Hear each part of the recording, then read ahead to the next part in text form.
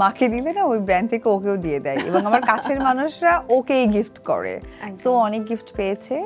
আর আমি আসলে সুযোগ পাইনি ওকে দেওয়ার, কারণ ডে বাই ডে এত লম্বা হয়ে যাচ্ছে, লাইক তোমার 2 মাস আগে ড্রেসই না ওর ছোট হয়ে যায় সামটাইম। এখন ওর টি শার্ট আমি পরি, তুমি জানো? এটা আমি কয়েকটা টি শার্ট দেখে কিন্তু মনে মনে চিন্তা করেছি যে এটা নিশ্চিত জয় আমার সোশ্যাল মিডিয়াতে যেহেতু আমি অনেক বেশি অ্যাক্টিভ, সো আমার অনেক ভিডিওস তোমরা দেখতে পাও। একটা ভিডিওস হয়তো বা তুমি খেয়াল করে দেখতে পারো যে আমি গাড়ি থেকে নামছি, একটা ছেঁড়া টাইপের জিন্স পরা আর একটা টি শার্ট পরা। টি শার্টটা ছিল আমার আব্রামের ছিল, এটা ওর সামটাইম কেমন যেন ছোট হয়ে গেছে, সো আমি ওটা পরেছি এবং আমার গায়ে অনেক লুজ হয়েছে। তো ও একটু বাবু তো একটু বাল্কি, সো ওই জায়গা থেকে ওর ড্রেস এখন আমার পরা হয়। তবে প্রত্যেকটা ঈদে আমি যেটা করি ওর জন্য একটা অ্যামাউন্ট রেখে দিই, যেটা ওর বার্থডে আসলে আমি একটা স্পেশাল কিছু কিনে দিই। ওয়াও। আমাদের ছোটবেলার কথা যদি বলি, তোমার ছোটবেলায় কেমন গিফট পেতে, নাকি বাবা যেটা দিত সেটাই অনেক বেশি মানে আদরের এবং আহ্লাদের হতো?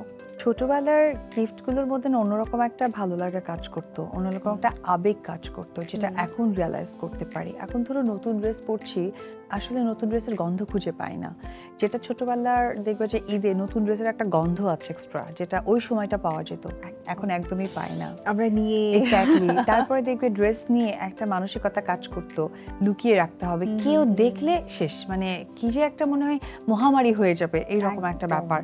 আর ঈদের দিন আমারটাই বেস্ট হবে, বেস্ট হতে হবে, এবং কি মেকআপ করব, কি চুল করব, এই নিয়ে খুব চিন্তিত থাকতাম। তবে টু বি অনেস্ট, ছোটবেলার ঈদটা না ফিল করতাম কি আগে জানো? বাবা মাকে দেখতাম আর ভাবতাম, ইস তারা বড়, কত ইচ্ছে মতো কেনাকাটা করছে, মানে লাইক বাবা সময় বড় হয়ে আমরাও করবো। মানে আমি বাবাকে দেখে ভাবতাম যে বাবা আমাকে একটা ড্রেস কেনাচ্ছে, আমি অনেক টাকা ইনকাম করি, আমি ইচ্ছা মতো একটা ড্রেস কেন 50টা কিনে ফেলবো। হ্যাঁ, কিন্তু বাবা যে দায়িত্বের জায়গা থেকে কিন্তু সেটা আজকে বুঝি। পারিবারিকভাবে যখন ঈদ উদযাপন তোমরা করতে, তখন আসলে সবাই মিলে কেমন আনন্দ হতো? স্পেশালি আমি যদি একটু বিয়ের পরের কথাই বলি, কারণ বিয়ের পরের প্রথম ঈদটা প্রত্যেকটা ছেলের বউয়ের জন্য কিন্তু খুব স্পেশাল থাকে।